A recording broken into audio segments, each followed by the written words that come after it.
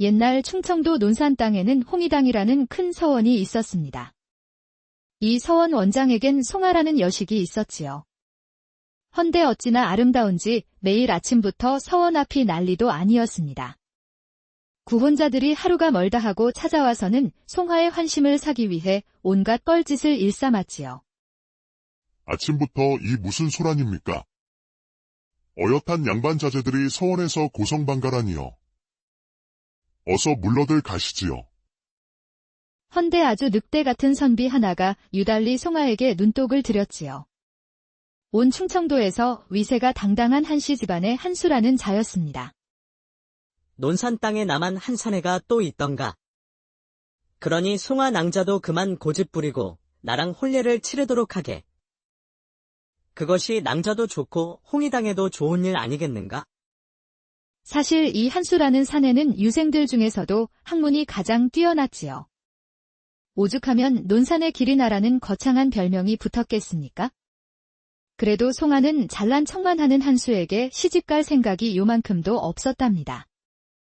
한 선비님은 요새 글 공부가 쉬우신가 봅니다. 제 얼굴만 보려 하시면서 도대체 공부는 언제 하실 생각입니까? 그렇게 만용을 부리다간 급제는 어림도 없을 것이어요. 아니, 지금 송아 낭자가 내 걱정을 하는 게가. 걱정은 붙들어 매시게. 이 한수보다 뛰어난 선비는 충청도 전역을 뒤져도 없을 테니. 그러면서 자기가 급제를 하면 송아를 신부로 맞이하겠다고 선언을 했답니다. 하여튼 아나무인인 성격이니 가지고 싶은 것은 꼭 취해야 직성이 풀렸으니까요. 김칫국부터 마시는 모양새가 어째 영미덥지가 않군요. 두고 보시오, 낭자. 내 반드시 그대를 이 몸의 부인으로 맞이할 것이니. 그때는 남편 그림자만 봐도 고개도 못 펴고 설설기게 해드리지. 그러면서 그 징그러운 눈초리로 송아를 위아래로 쫙 훑어보았답니다. 송아는 온몸에 소름이 쫙 끼쳤지요. 한수 저 인간 때문에 마음이 편할 날이 없구나. 오늘은 간만에 저작거리에 나가 맛있는 거라도 찾아봐야겠어. 하루는 송아가 저작거리에 마시를 나왔을 때였습니다. 웬 망가진 갓을 쓴 선비가 자판에 엿과 떡 그리고 책을 같이 놓고 팔고 있었답니다. 85푼, 떡은 서푼이여. 허나 책은 한 푼이면 좋카오. 아니, 물건 중에 책이 가장 싸지 않나요? 송아는 자기도 모르게 거지 선비의 자판에 불쑥 끼어들고 말았답니다. 그도 그럴 것이 책을 가장 싸게 팔다니요. 헌데 선비의 답이 걸작이었습니다. 그야 책이란 것이 아무데도 쓸모없으니 그렇소. 들여다봐도 쌀이 나오길 하오. 밥이 나오길 하오. 아무데도 쓸모가 없으니 싸게 파는 것이라오. 송아는 인상을 팍 썼습니다. 송아 면전에서 책을 모욕하다니 그냥 넘어갈 수가 없었지요. 책이란 만물이 다 담겨 있는데 어찌 중하지 않다 하시나요? 혹시 선비님께서 책을 덜 읽어서 그런 것이 아닌가요? 오라, 책 좀 봤다 이건가? 정 그렇다면 이 책을 뒤져서 아무 내용이나 물어보시구려. 선비가 파는 책은 경전 중에서도 아주 난해한 것들이었지요. 좋습니다. 지를 다함은 물을 격함에 있다. 이 구절이 대체 무슨 뜻입니까? 주자의 대학장구 서로군. 그야 경물치지의 중함을 논하는 것이 아니오. 이치는 본디 선하나 욕망으로 흐려지니 무릇 사람은 이를 경계해야 한다. 이 말이요. 송아는 입이 떡 벌어지고 말았지요. 선비의 학식이 예사롭지가 않았으니까 말입니다. 학식이 참으로 높으십니다.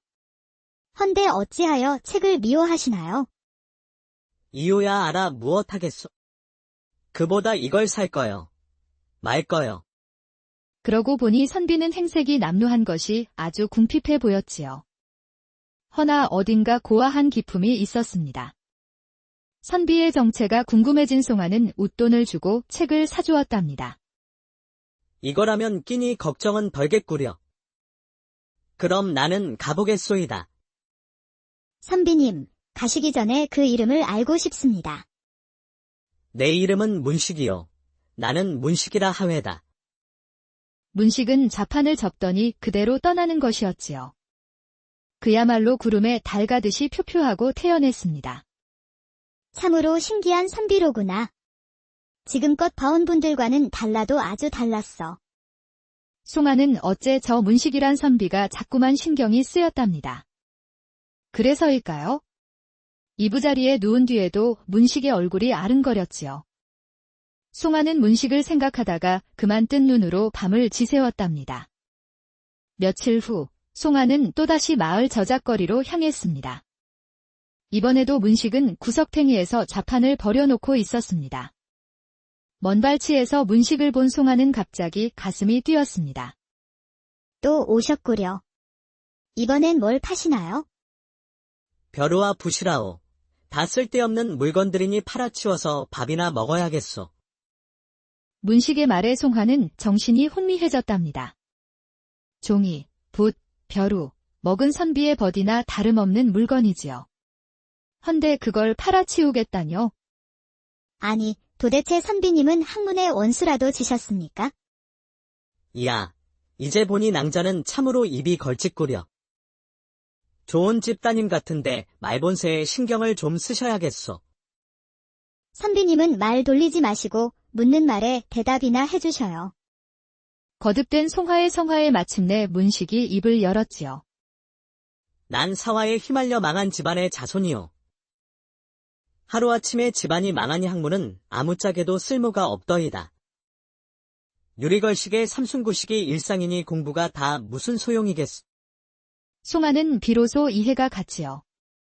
꾀죄죄한 몰골의 선비가 되어 어울리지도 않는 장사를 하고 있는 것이 다 이유가 있었습니다. 송아는 문식의 처지가 안타까워서 마음 한편이 아려왔지요. 따라오시지요. 제가 잠자리랑 끼니 정도는 마련해 드리겠습니다. 송아 낭자, 참으로 고맙소. 송아의 뒤를 따라온 문식은 깜짝 놀라고 말았지요. 도착한 곳이 글쎄 서원인 홍의당이었으니까 말입니다. 책을 피해 달아났더니만 결국 앞으로 끌려오고 말았구나. 문식이 우두커니 서서 황망해하자 송아가 옷깃을 잡았습니다.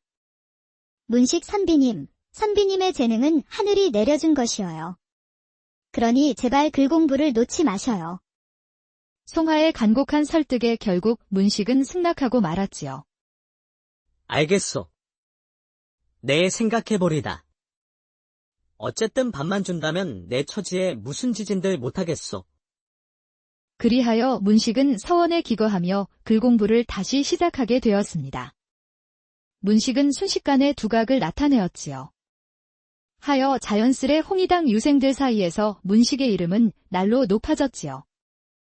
문식 선비야말로 글도 잘하고 타고난 성정도 호방하오. 그야말로 참된 선비 아니겠소. 맞소. 평소엔 엉뚱하지만 도리에 어긋나는 법이 없더이다. 이렇듯 유생들은 문식을 마음속으로 깊이 존경하게 되었습니다. 마침내 문식을 부장의 자리에 추대하려는 의논이 나왔지요. 부장이는 유생의 으뜸인 장이의 바로 다음 가는 자리였습니다. 처음에 문식은 손사래를 쳤습니다. 내가 무슨 감투를 쓴단 말이오. 나는 그럴 자격이 없소이다. 그러지 말고 받아들이셔요. 허나 송아까지 나서서 간곡히 권하니 문식도 거절할 수가 없었습니다. 그럼 민망하지만 성심껏 해보겠소이다. 이리하여 문식은 부장이가 되었지요. 홍의당 안에서도 유생들의 앞장을 서게 되었답니다. 헌데 어디 좋은 일만 계속되겠습니까? 문식을 못마땅하게 여기는 이가 있었지요. 바로 홍의당의 장이 한수였습니다. 저 거짓골이 무슨 재주로 부장위에 올랐단 말인가. 참으로 건방지구나. 한수는 예전부터 홍의당 서원을 쥐락펴락하던 인물이었지요. 그만한 제학은 늘 인색하고 남 잘되는 꼴을 못 보는 성정이었습니다. 더욱이 문식과 송아가 가까이 지내자 한수는 속이 뒤집힐 지경이었지요. 그리하여 한수의 마음속에 앙심이 무럭무럭 자라났답니다. 그러던 어느 날이었습니다.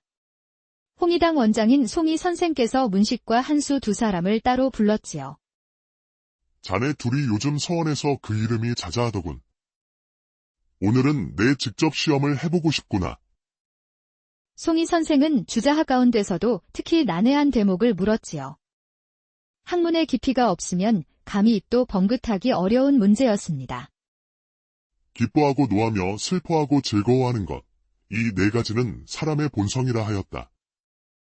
그럼 이 감정들이 어찌 본성이며 어찌 도라 하겠는가?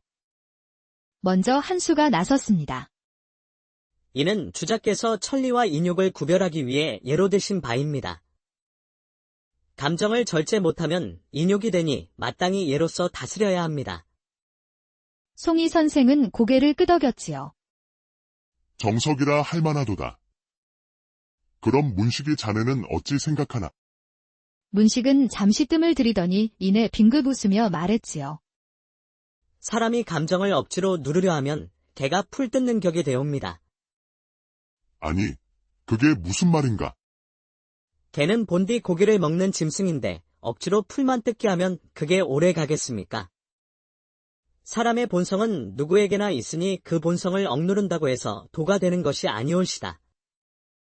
도란 억제하는 것이 아니라 어떻게 잘 풀어내느냐에 달린 것이지요.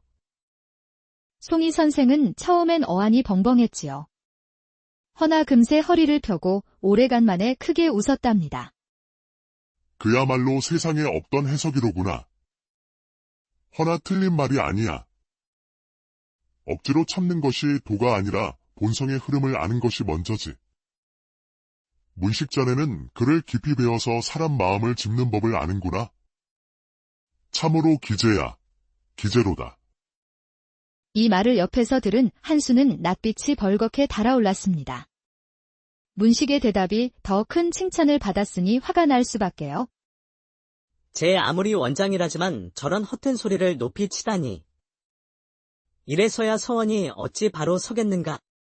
한수는 남몰래 마음속으로 송이 선생까지 원망하기 시작했습니다. 겉으론 웃고 있으되 속으론 칼을 갈기 시작한 것이지요. 그 일이 있고 또다시 세월이 흘렀습니다. 계절이 바뀔 무렵이었지요. 하루는 홍의당 안마당이 소란스러워졌습니다. 지체 높은 관리가 하인들을 앞세워 홍의당에 들이닥친 것이었습니다. 가마를 타고 나타난 이는 새로 부임한 고을 사또였지요. 무슨 일로 관원이 신성한 서원까지 들어오는가? 송이 선생이 직접 사또를 맞이하였습니다. 예, 간단히 말씀드리지요. 그 이 서원의 한수는 내 조카 되는 인물이요. 우리 조카를 원장의 여식 송화와 혼례를 시키는 것이 어떻겠소이까? 송아의 얼굴은 순간 하얗게 질렸지요. 송이 선생도 미간을 찌푸리며 조심스레 말했습니다. 사또, 젊은 남녀의 혼사란 부모라 한들 함부로 정할 일이 아닙니다. 홍의당의 앞날을 생각한다면 이보다 나은 제안은 없을 것이외다. 천천히 생각해 보시지요. 다시 오겠소. 그리 말한 뒤 사또 일행은 종종 걸음으로 물러갔습니다. 뒤를 따르던 한수는 돌아서며 송아를 향해 슬쩍 웃었지요. 헌데 그 눈빛이 어찌나 음흉하고 탐욕스러운지요. 송아는 또다시 소름이 쫙 끼쳤답니다. 그날 밤, 송아는 아버지 송이 선생과 마주 앉았습니다. 아버님, 이 혼인을 제게 혹시 억지로 시키실 생각이신가요?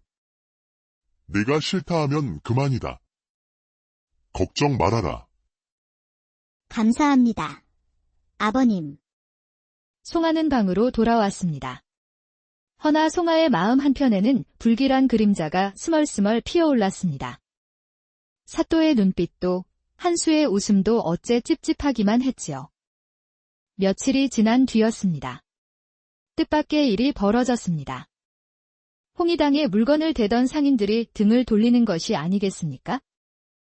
아니, 지금 뭐라고? 더는 거래를 이어가기 어렵다니. 관아 눈치가 보인다니 그게 무슨 소리여? 그뿐만이 아니었습니다.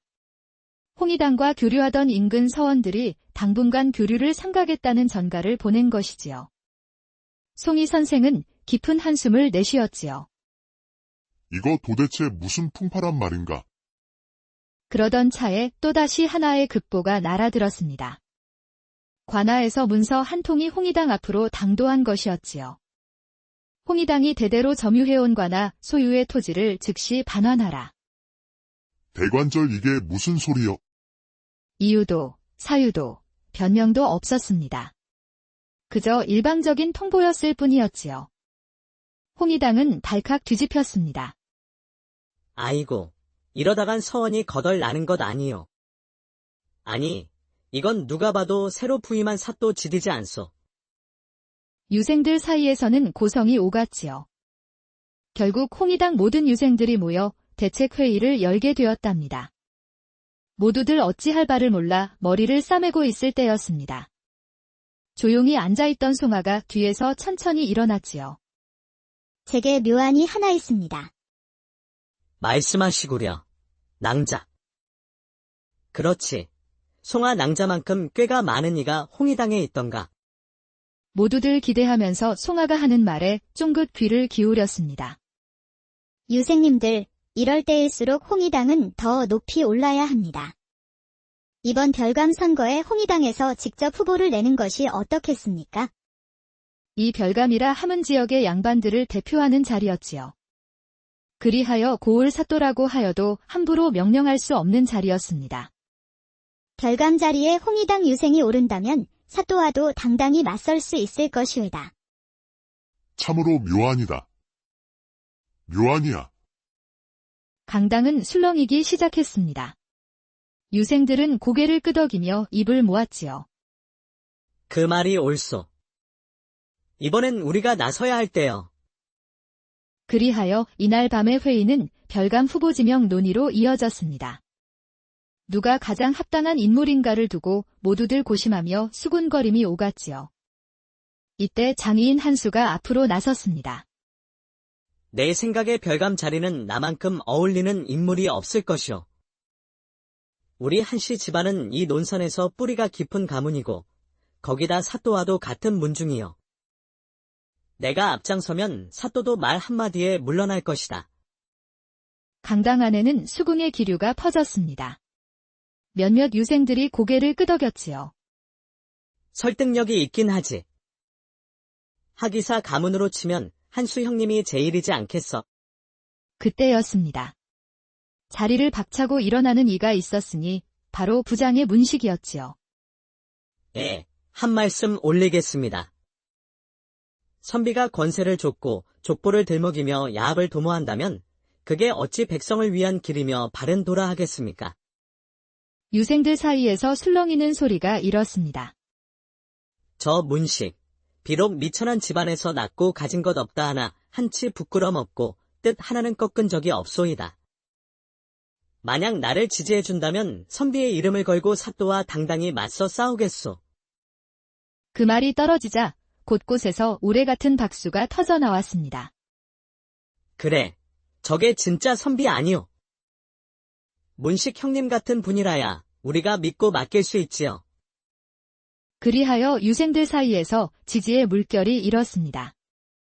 심지어 한수를 따르던 이들 중에서도 슬며시 고개를 돌리는 이들이 생겨났지요.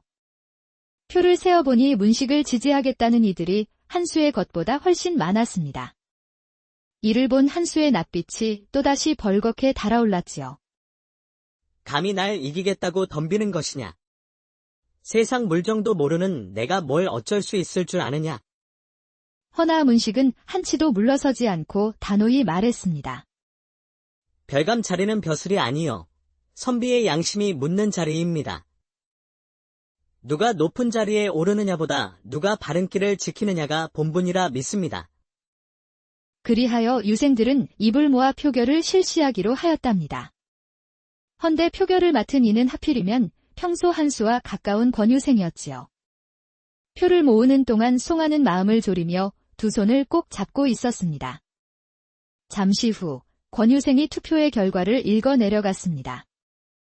별감 선출 결과 한수 유생이 과반 득표로 당선되었소이다. 그 소리에 강당은 일순 조용해졌습니다. 한수는 낄낄 웃으며 손을 턱에 올리고 말했지요. 역시 세상은 결국 인맥과 족보로 돌아가는 법이지. 아무리 발버둥 쳐도 그게 바로 현실일세. 송아는 심장이 쿵 하고 내려앉는 듯 했답니다. 불길한 기운이 또다시 그들 앞에 드리워지는 순간이었지요. 이후로 한수는 날이 갈수록 홍의당 안에서 아나무인이 되었습니다. 별감 자리를 꿰고 나자 사또와도 쿵짝이 척척 맞았지요. 그 옆하는 고스란히 홍의당에 들이닥쳤습니다. 서원에 들던 쌀이며 장작이며 생필품들이 하나둘 끊겼습니다. 급기야 강당에 등잔 기름조차 아껴야 할 지경이었지요. 그러던 어느 날 한수는 문식을 콕 집어 이렇게 말했습니다. 이거야 가난도 정도 것이지. 집도 절도 없는 자가 서원에 버티고 있는 꼴이 그리 보기 좋겠소. 나 같으면 알아서 물러났을 것이외다. 문식을 내쫓겠다는 선언이었습니다. 유생들 중 일부는 놀란 기색이었고 송아는 얼굴이 창백해졌지요. 이 무슨 매정한 처사입니까? 문식 유생이 지금까지 서원을 위해 노력하였는지 모르시나요? 송아가 나서 말리니 한수도 잠시 물러섰습니다. 허나 그것도 겨우 한 달, 딱 한 달 말미를 주겠다는 조건이었지요. 그야말로 진퇴양난이었습니다. 문식은 묵묵히 강당을 나섰지만 송아는 마음이 복잡하기만 했습니다. 이상하잖아. 분명 그날은 문식 선비님을 지지하던 이들이 훨씬 많았는데 어째서 한수가 당선된 거지?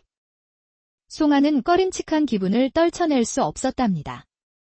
그러던 어느 날 밤이었습니다. 달빛이 창호에 스미던 깊은 밤, 송아는 우연히 이상한 장면을 보았지요. 한수가 그 수학격인 권유생과 함께 어디론가 몰래 가고 있었지요. 거동이 아무래도 수상했습니다. 송아는 말없이 신을 고쳐 신고 살금살금 두 사람의 뒤를 따랐습니다. 한수와 권유생이 다다른 곳은 별감 투표가 치러졌던 사당이었지요. 저 시간에 사당에는 어쩐 일로? 송아는 숨을 죽이고 사당 한편으로 몸을 숨겼습니다. 두 사람은 사당 안위패 뒤편을 뒤적거리고 있었지요. 이거 보시게. 아직도 고스란히 있지 않은가. 한수가 꺼낸 것은 다름 아닌 별감 투표지 뭉텅이였습니다. 이런 속임수를 써도 모를 줄이야. 그 바보들은 투표가 바꿔치기 된 거라고는 꿈에도 못 꿨을 게야. 선배님의 해안이시지요. 미리 이름 적힌 투표지를 준비한 건 그야말로 제갈량 뺨치겠습니까? 둘은 킬킬 웃으며 투표지를 들여다보다가 거들먹거리며 사당을 나섰습니다. 그리고는 한수가 기거하는 사랑채로 발걸음을 옮겼지요. 이 투표지는 언제 태워버리는 것이 좋겠습니까? 아직은 때가 아니다. 괜히 일을 서둘렀다간 유생들 눈에 띌 수도 있지 않겠나. 조금만 더 기다리도록 하세나. 모두가 자리를 비운 틈을 노리는 것이지. 한수는 그렇게 말하며 투표지를 다시 숨겨두었답니다. 허나 그 모든 말을 송아는 숨죽여 들으며 지켜보고 있었지요. 심장이 쿵쾅쿵쾅 뛰었습니다. 그날의 표결은 처음부터 한수 손에 조작되었던 것이었지요. 이대로는 안 될 일이야. 반드시 바로잡아야 해. 그렇게 시간이 흘렀지요. 어느덧 한 달의 말미도 훌쩍 다 지나갔습니다. 드디어 문식을 내쫓는 날이 밝아온 것이지요. 한수는 유생들을 강당에 모아놓고 문식을 가운데 세웠습니다. 이 사람 좀 보시오. 서원에 살면서도 기여는커녕 빈털털이 신세 하나 못 벗은 자회다. 그런 주제에 별감을 하겠다고 앞으로 나서는 게 될 말이오. 곳곳에서 수군거림이 일었지요. 이런 자가 감히 서원에 머문다니 천부당만부당하오. 어서 서원의 문밖으로 내보냅시다. 그 말과 함께 수하들이 문식을 끌어내기 시작했습니다. 문식은 아무 말 없이 따라 나서며 마지막까지 품위를 잃지 않았지요. 그때였습니다. 멈추시지요. 또렷한 목소리가 강당을 가로질렀습니다. 모두가 뒤를 돌아보니 송아가 조용히 걸어 나오고 있었습니다. 그 손엔 낯익은 종이 뭉치 하나가 들려 있었지요. 제가 들고 있는 이게 무엇인지 한수 유생께선 잘 아실 테지요. 아니, 그게 어찌 송아 낭자 손에... 한수의 낯빛이 사시나무처럼 흔들렸습니다. 송아는 말없이 종이를 펼쳤습니다. 그 속에는 모두가 알 수 있도록 이름이 적혀 있었지요. 문식, 문식, 또 문식. 한 장도 빠짐없이 문식의 이름이 쓰여 있었던 것입니다. 이 자리에 계신 모든 분들께 그날의 진실을 알립니다. 보십시오.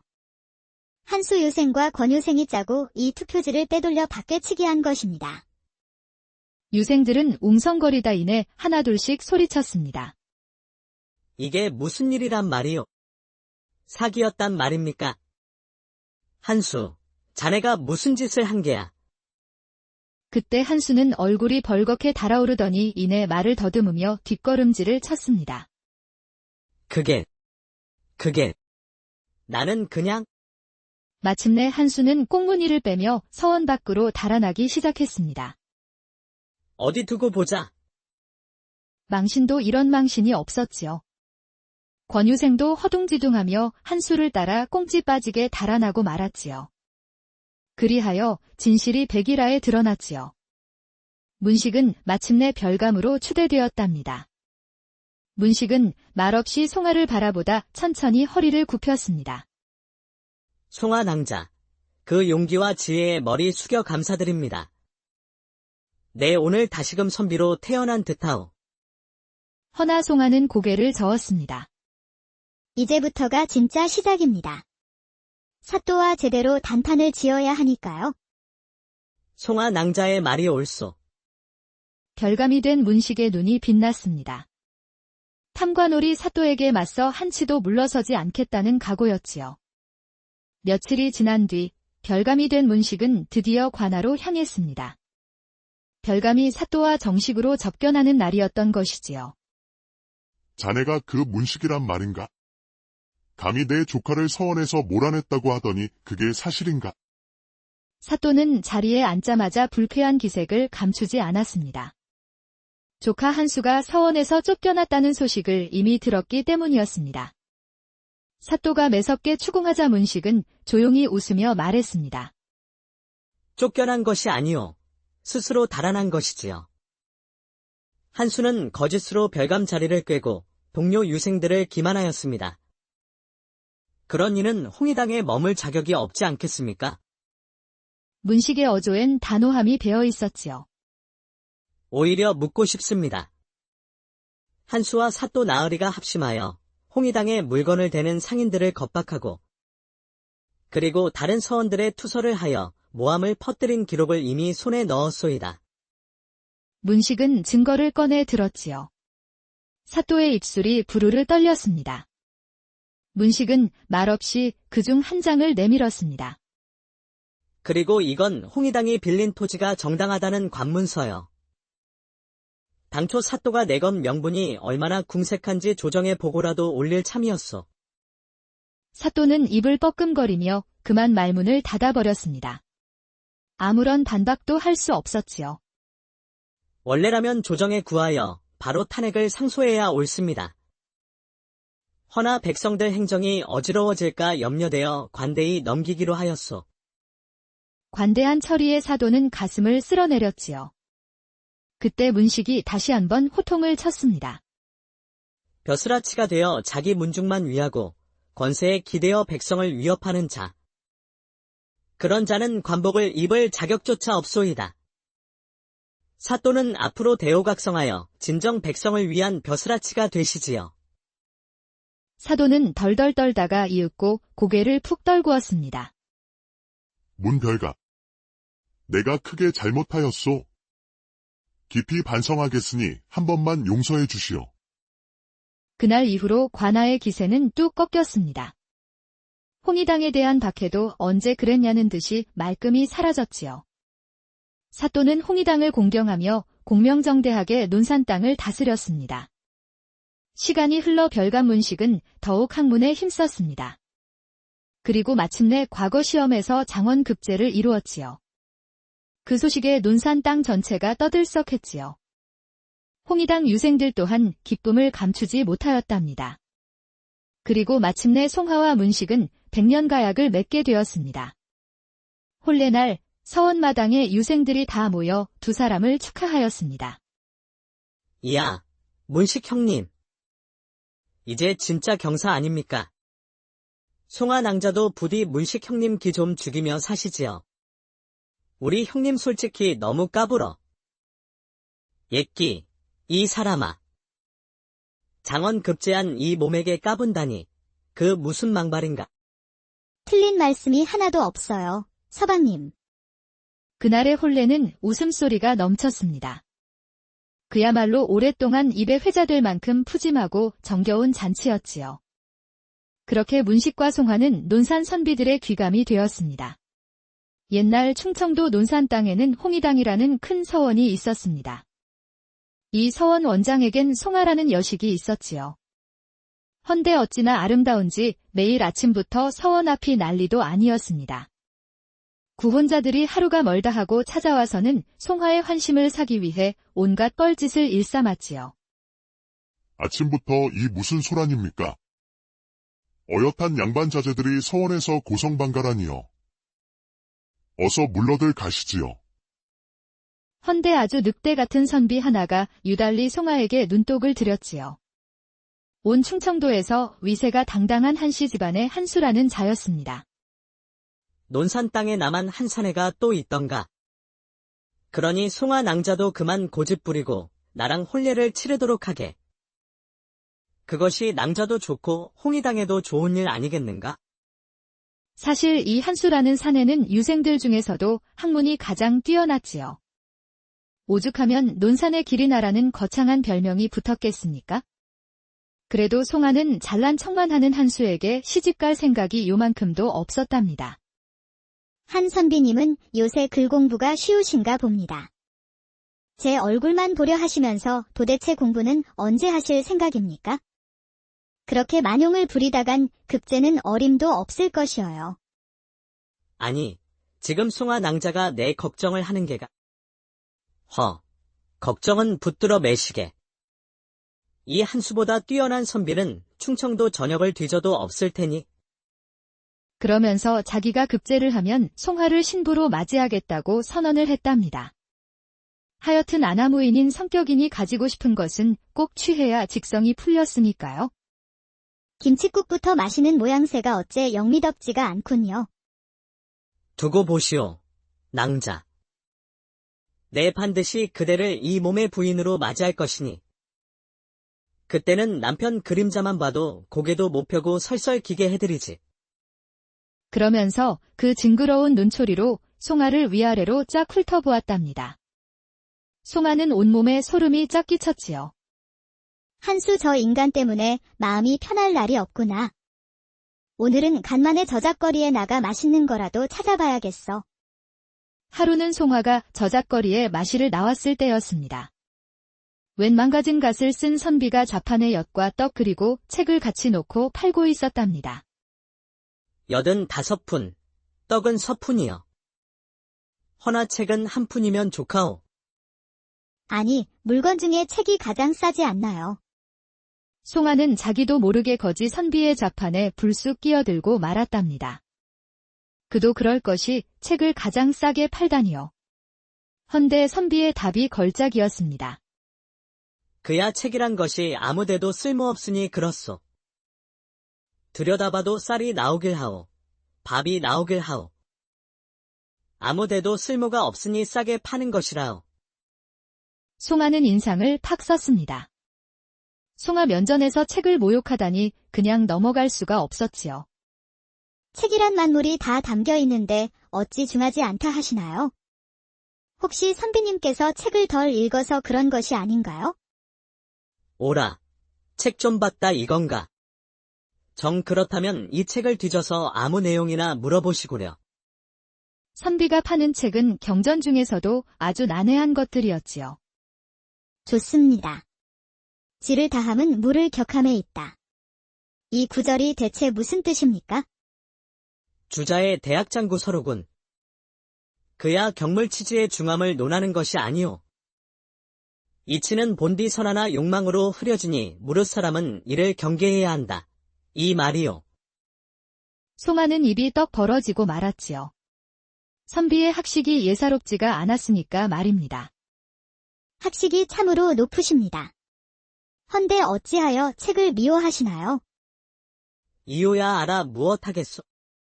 그보다 이걸 살 거요. 말 거요. 그러고 보니 선비는 행색이 남루한 것이 아주 궁핍해 보였지요. 허나 어딘가 고아한 기품이 있었습니다. 선비의 정체가 궁금해진 송아는 웃돈을 주고 책을 사주었답니다. 이거라면 끼니 걱정은 덜겠구려. 그럼 나는 가보겠소이다. 선비님, 가시기 전에 그 이름을 알고 싶습니다. 내 이름은 문식이요. 나는 문식이라 하외다. 문식은 자판을 접더니 그대로 떠나는 것이었지요. 그야말로 구름에 달 가듯이 표표하고 태연했습니다. 참으로 신기한 선비로구나. 지금껏 봐온 분들과는 달라도 아주 달랐어. 송아는 어째 저 문식이란 선비가 자꾸만 신경이 쓰였답니다. 그래서일까요? 이부자리에 누운 뒤에도 문식의 얼굴이 아른거렸지요. 송아는 문식을 생각하다가 그만 뜬 눈으로 밤을 지새웠답니다. 며칠 후 송아는 또다시 마을 저작거리로 향했습니다. 이번에도 문식은 구석탱이에서 좌판을 버려놓고 있었습니다. 먼 발치에서 문식을 본 송아는 갑자기 가슴이 뛰었습니다. 또 오셨구려. 이번엔 뭘 파시나요? 벼루와 붓이라오. 다 쓸데없는 물건들이니 팔아치워서 밥이나 먹어야겠소. 문식의 말에 송아는 정신이 혼미해졌답니다. 종이, 붓, 벼루, 먹은 선비의 벗이나 다름없는 물건이지요. 헌데 그걸 팔아치우겠다뇨? 아니, 도대체 선비님은 학문의 원수라도 지셨습니까? 이야, 이제 보니 낭자는 참으로 입이 걸찍구려. 좋은 집 따님 같은데 말본세에 신경을 좀 쓰셔야겠소. 선비님은 말 돌리지 마시고 묻는 말에 대답이나 해주셔요. 거듭된 송아의 성화에 마침내 문식이 입을 열었지요. 난 사화에 휘말려 망한 집안의 자손이요.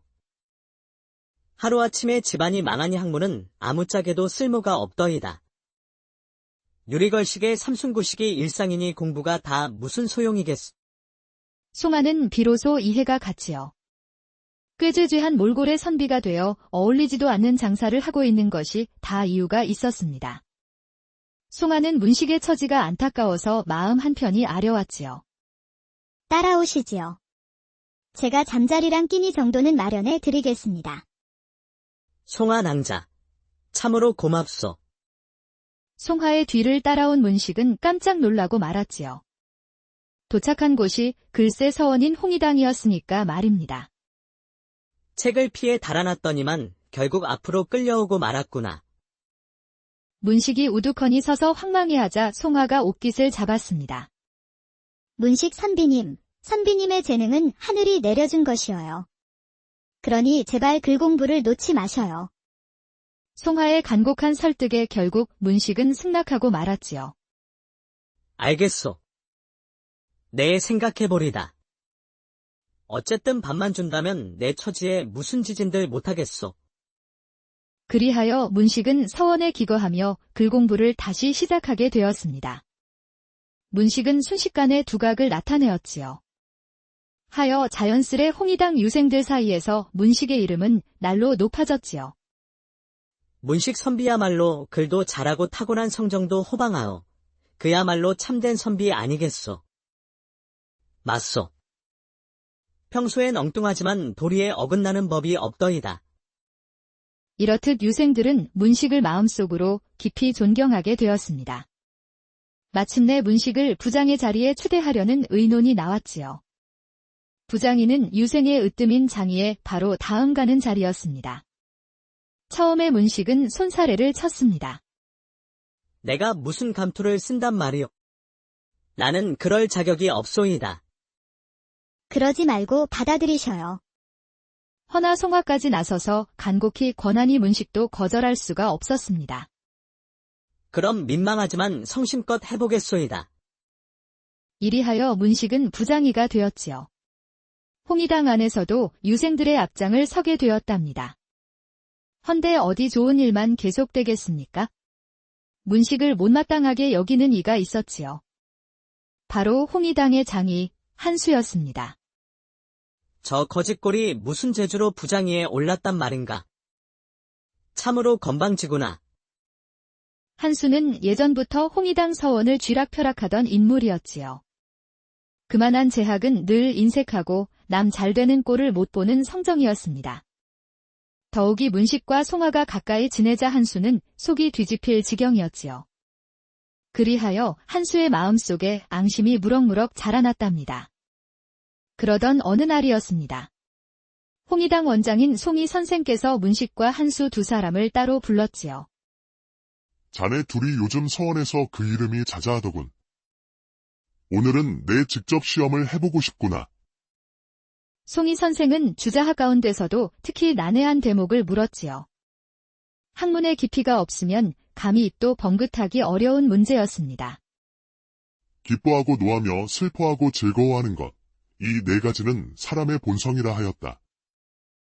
그럼 이 감정들이 어찌 본성이며 어찌 도라하겠는가? 먼저 한수가 나섰습니다.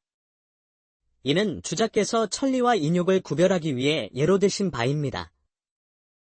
감정을 절제 못하면 인욕이 되니 마땅히 예로서 다스려야 합니다. 송이 선생은 고개를 끄덕였지요. 정석이라 할 만하도다. 그럼 문식이 자네는 어찌 생각하나? 문식은 잠시 뜸을 들이더니 이내 빙긋 웃으며 말했지요. 사람이 감정을 억지로 누르려 하면 개가 풀 뜯는 격이 되옵니다. 아니, 그게 무슨 말인가?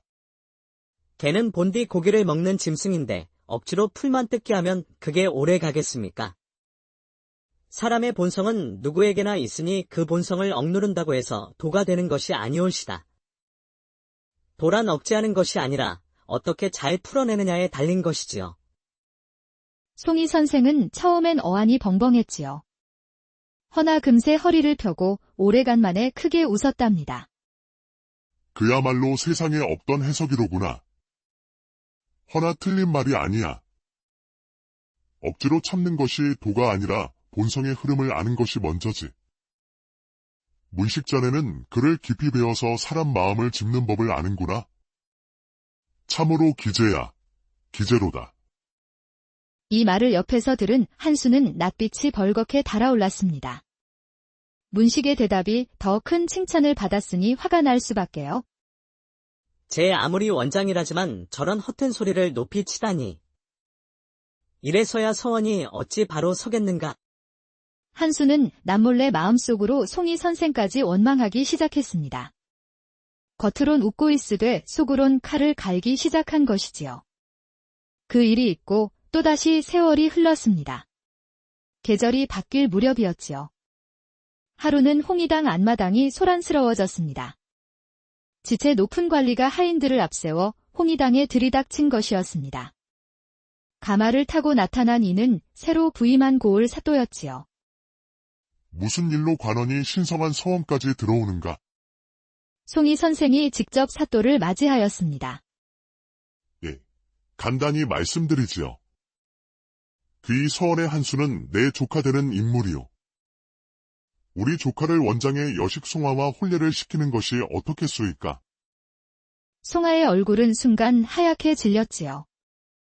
송이 선생도 미간을 찌푸리며 조심스레 말했습니다. 사또, 젊은 남녀의 혼사란 부모라 한들 함부로 정할 일이 아닙니다. 홍의당의 앞날을 생각한다면 이보다 나은 제안은 없을 것이외다. 천천히 생각해 보시지요. 다시 오겠소. 그리 말한 뒤 사또 일행은 종종 걸음으로 물러갔습니다.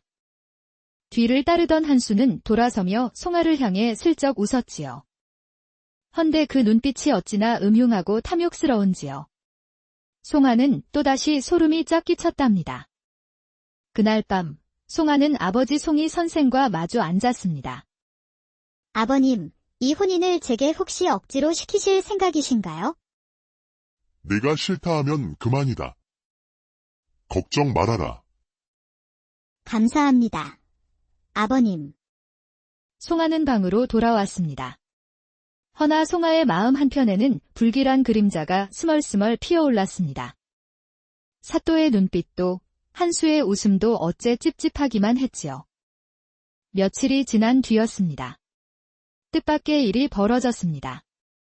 홍의당에 물건을 대던 상인들이 등을 돌리는 것이 아니겠습니까? 아니, 지금 뭐라고? 더는 거래를 이어가기 어렵다니. 관아 눈치가 보인다니 그게 무슨 소리여? 그뿐만이 아니었습니다. 홍의당과 교류하던 인근 서원들이 당분간 교류를 삼가겠다는 전가를 보낸 것이지요. 송이 선생은 깊은 한숨을 내쉬었지요. 이거 도대체 무슨 풍파란 말인가? 그러던 차에 또다시 하나의 급보가 날아들었습니다. 관아에서 문서 한 통이 홍의당 앞으로 당도한 것이었지요. 홍의당이 대대로 점유해온 관아 소유의 토지를 즉시 반환하라. 대관절 이게 무슨 소리여? 이유도, 사유도, 변명도 없었습니다. 그저 일방적인 통보였을 뿐이었지요. 홍의당은 발칵 뒤집혔습니다. 아이고, 이러다간 서원이 거덜 나는 것 아니요. 아니, 이건 누가 봐도 새로 부임한 사또 지디지 않소. 유생들 사이에서는 고성이 오갔지요. 결국 홍의당 모든 유생들이 모여 대책회의를 열게 되었답니다. 모두들 어찌할 바를 몰라 머리를 싸매고 있을 때였습니다. 조용히 앉아있던 송아가 뒤에서 천천히 일어났지요. 제게 묘안이 하나 있습니다. 말씀하시구려. 낭자. 그렇지. 송아 낭자만큼 꾀가 많은 이가 홍의당에 있던가. 모두들 기대하면서 송아가 하는 말에 쫑긋 귀를 기울였습니다. 유생님들, 이럴 때일수록 홍의당은 더 높이 올라야 합니다. 이번 별감 선거에 홍의당에서 직접 후보를 내는 것이 어떻겠습니까? 이 별감이라 함은 지역의 양반들을 대표하는 자리였지요. 그리하여 고을 사또라고 하여도 함부로 명령할 수 없는 자리였습니다. 별감 자리에 홍의당 유생이 오른다면 사또와도 당당히 맞설 수 있을 것이외다. 참으로 묘안이다. 묘안이야. 강당은 술렁이기 시작했습니다. 유생들은 고개를 끄덕이며 입을 모았지요. 그 말이 옳소. 이번엔 우리가 나서야 할 때요. 그리하여 이날 밤의 회의는 별감 후보 지명 논의로 이어졌습니다. 누가 가장 합당한 인물인가를 두고 모두들 고심하며 수군거림이 오갔지요. 이때 장의인 한수가 앞으로 나섰습니다. 내 생각에 별감 자리는 나만큼 어울리는 인물이 없을 것이오. 우리 한씨 집안은 이 논선에서 뿌리가 깊은 가문이고 거기다 사또와도 같은 문중이요. 내가 앞장서면 사또도 말 한마디에 물러날 것이다. 강당 안에는 수궁의 기류가 퍼졌습니다. 몇몇 유생들이 고개를 끄덕였지요. 설득력이 있긴 하지. 하기사 가문으로 치면 한수 형님이 제일이지 않겠어. 그때였습니다. 자리를 박차고 일어나는 이가 있었으니 바로 부장의 문식이었지요. 예, 한 말씀 올리겠습니다. 선비가 권세를 줬고 족보를 들먹이며 야합을 도모한다면 그게 어찌 백성을 위한 길이며 바른 도라 하겠습니까? 유생들 사이에서 술렁이는 소리가 일었습니다. 저 문식, 비록 미천한 집안에서 낳고 가진 것 없다 하나 한치 부끄럼 없고 뜻 하나는 꺾은 적이 없소이다. 만약 나를 지지해준다면 선비의 이름을 걸고 사또와 당당히 맞서 싸우겠소. 그 말이 떨어지자 곳곳에서 우레 같은 박수가 터져 나왔습니다. 그래, 저게 진짜 선비 아니오. 문식 형님 같은 분이라야 우리가 믿고 맡길 수 있지요. 그리하여 유생들 사이에서 지지의 물결이 일었습니다. 심지어 한수를 따르던 이들 중에서도 슬며시 고개를 돌리는 이들이 생겨났지요. 표를 세어보니 문식을 지지하겠다는 이들이 한수의 것보다 훨씬 많았습니다. 이를 본 한수의 낯빛이 또다시 벌겋게 달아올랐지요. 감히 날 이기겠다고 덤비는 것이냐. 세상 물정도 모르는 내가 뭘 어쩔 수 있을 줄 아느냐. 허나 문식은 한치도 물러서지 않고 단호히 말했습니다. 별감 자리는 벼슬이 아니요. 선비의 양심이 묻는 자리입니다. 누가 높은 자리에 오르느냐보다 누가 바른 길을 지키느냐가 본분이라 믿습니다. 그리하여 유생들은 입을 모아 표결을 실시하기로 하였답니다. 헌데 표결을 맡은 이는 하필이면 평소 한수와 가까운 권유생이었지요. 표를 모으는 동안 송하는 마음을 졸이며 두 손을 꼭 잡고 있었습니다. 잠시 후 권유생이 투표의 결과를 읽어 내려갔습니다. 별감 선출 결과 한수 유생이 과반 득표로 당선되었소이다. 그 소리에 강당은 일순 조용해졌습니다. 한수는 낄낄 웃으며 손을 턱에 올리고 말했지요. 역시 세상은 결국 인맥과 족보로 돌아가는 법이지. 아무리 발버둥 쳐도 그게 바로 현실일세. 송하는 심장이 쿵 하고 내려앉는 듯 했답니다. 불길한 기운이 또다시 그들 앞에 드리워지는 순간이었지요. 이후로 한수는 날이 갈수록 홍의당 안에서 아나무인이 되었습니다. 별감 자리를 꿰고 나자 사또와도 쿵짝이 척척 맞았지요. 그 옆하는 고스란히 홍의당에 들이닥쳤습니다. 서원에 들던 쌀이며 장작이며 생필품들이 하나둘 끊겼습니다. 급기야 강당에 등잔 기름조차 아껴야 할 지경이었지요. 그러던 어느 날 한수는 문식을 콕 집어 이렇게 말했습니다. 이거야 가난도 정도 것이지. 집도 절도 없는 자가 서원에 버티고 있는 꼴이 그리 보기 좋겠소. 나 같으면 알아서 물러났을 것이외다. 문식을 내쫓겠다는 선언이었습니다. 유생들 중 일부는 놀란 기색이었고 송하는 얼굴이 창백해졌지요. 이 무슨 매정한 처사입니까? 문식 유생이 지금까지 서원을 위해 노력하였는지 모르시나요? 송화가 나서 말리니 한수도 잠시 물러섰습니다. 허나 그것도 겨우 한 달, 딱 한 달 말미를 주겠다는 조건이었지요. 그야말로 진퇴양난이었습니다. 문식은 묵묵히 강당을 나섰지만 송하는 마음이 복잡하기만 했습니다. 이상하잖아. 분명 그날은 문식 선비님을 지지하던 이들이 훨씬 많았는데 어째서 한수가 당선된 거지? 송하는 꺼림칙한 기분을 떨쳐낼 수 없었답니다. 그러던 어느 날 밤이었습니다. 달빛이 창호에 스미던 깊은 밤, 송하는 우연히 이상한 장면을 보았지요. 한수가 그 수학격인 권유생과 함께 어디론가 몰래 가고 있었지요.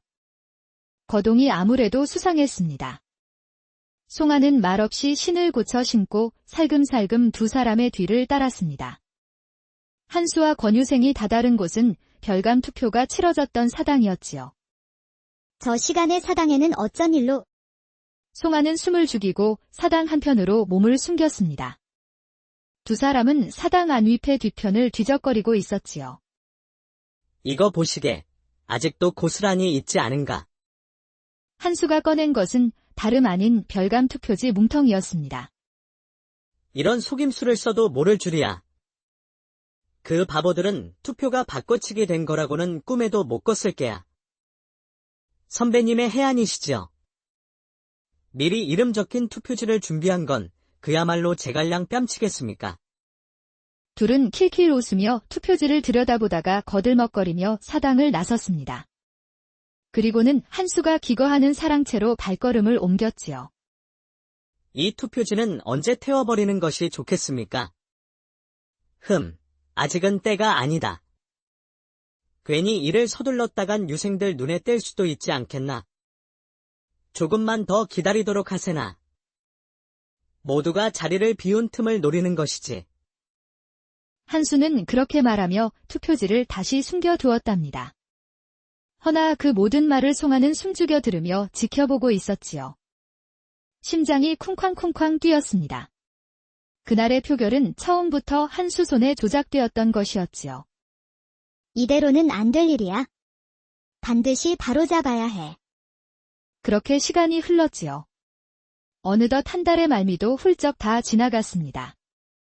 드디어 문식을 내쫓는 날이 밝아온 것이지요. 한수는 유생들을 강당에 모아놓고 문식을 가운데 세웠습니다. 이 사람 좀 보시오. 서원에 살면서도 기여는커녕 빈털털이 신세 하나 못 벗은 자외다. 그런 주제에 별감을 하겠다고 앞으로 나서는 게 될 말이오. 곳곳에서 수군거림이 일었지요. 이런 자가 감히 서원에 머문다니 천부당만부당하오. 어서 서원의 문밖으로 내보냅시다. 그 말과 함께 수하들이 문식을 끌어내기 시작했습니다. 문식은 아무 말 없이 따라 나서며 마지막까지 품위를 잃지 않았지요.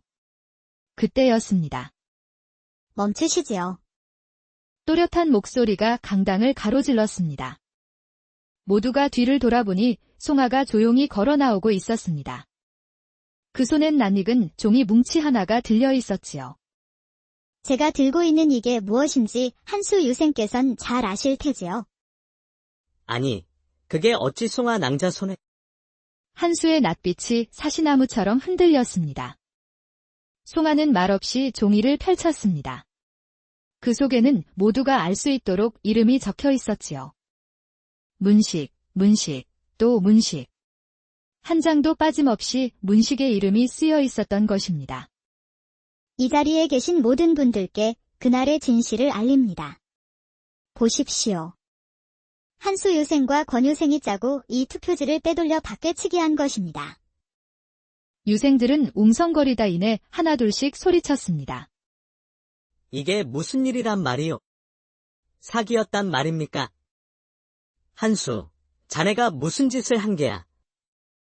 그때 한수는 얼굴이 벌겋게 달아오르더니 이내 말을 더듬으며 뒷걸음질을 쳤습니다. 그게, 나는 그냥, 마침내 한수는 꽁무니를 빼며 서원 밖으로 달아나기 시작했습니다. 어디 두고 보자. 망신도 이런 망신이 없었지요. 권유생도 허둥지둥하며 한수를 따라 꽁지 빠지게 달아나고 말았지요. 그리하여 진실이 백일하에 드러났지요. 문식은 마침내 별감으로 추대되었답니다. 문식은 말없이 송아를 바라보다 천천히 허리를 굽혔습니다. 송아 낭자, 그 용기와 지혜에 머리 숙여 감사드립니다. 내 오늘 다시금 선비로 태어난 듯하오. 허나 송아는 고개를 저었습니다. 이제부터가 진짜 시작입니다. 사또와 제대로 단판을 지어야 하니까요. 송아 낭자의 말이 옳소. 별감이 된 문식의 눈이 빛났습니다. 탐관오리 사또에게 맞서 한치도 물러서지 않겠다는 각오였지요. 며칠이 지난 뒤 별감이 된 문식은 드디어 관하로 향했습니다. 별감이 사또와 정식으로 접견하는 날이었던 것이지요. 자네가 그 문식이란 말인가?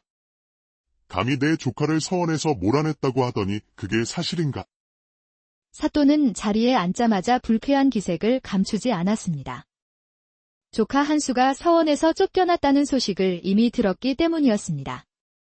사또가 매섭게 추궁하자 문식은 조용히 웃으며 말했습니다. 쫓겨난 것이 아니오. 스스로 달아난 것이지요. 한수는 거짓으로 별감 자리를 꿰고 동료 유생들을 기만하였습니다. 그런 이는 홍의당에 머물 자격이 없지 않겠습니까? 문식의 어조엔 단호함이 배어 있었지요. 오히려 묻고 싶습니다. 한수와 사또 나으리가 합심하여 홍의당에 물건을 대는 상인들을 겁박하고 그리고 다른 서원들의 투서를 하여 모함을 퍼뜨린 기록을 이미 손에 넣었소이다. 문식은 증거를 꺼내 들었지요. 사또의 입술이 부르르 떨렸습니다. 문식은 말없이 그중 한 장을 내밀었습니다. 그리고 이건 홍의당이 빌린 토지가 정당하다는 관문서요. 당초 사또가 내건 명분이 얼마나 궁색한지 조정해 보고라도 올릴 참이었소. 사또는 입을 뻐끔거리며 그만 말문을 닫아버렸습니다. 아무런 반박도 할 수 없었지요. 원래라면 조정에 구하여 바로 탄핵을 상소해야 옳습니다. 허나 백성들 행정이 어지러워질까 염려되어 관대히 넘기기로 하였소. 관대한 처리의 사도는 가슴을 쓸어내렸지요. 그때 문식이 다시 한번 호통을 쳤습니다. 벼슬아치가 되어 자기 문중만 위하고 권세에 기대어 백성을 위협하는 자. 그런 자는 관복을 입을 자격조차 없소이다. 사또는 앞으로 대오각성하여 진정 백성을 위한 벼슬아치가 되시지요. 사도는 덜덜 떨다가 이윽고 고개를 푹 떨구었습니다. 문별가. 내가 크게 잘못하였소. 깊이 반성하겠으니 한 번만 용서해 주시오. 그날 이후로 관아의 기세는 뚝 꺾였습니다. 홍의당에 대한 박해도 언제 그랬냐는 듯이 말끔히 사라졌지요. 사또는 홍의당을 공경하며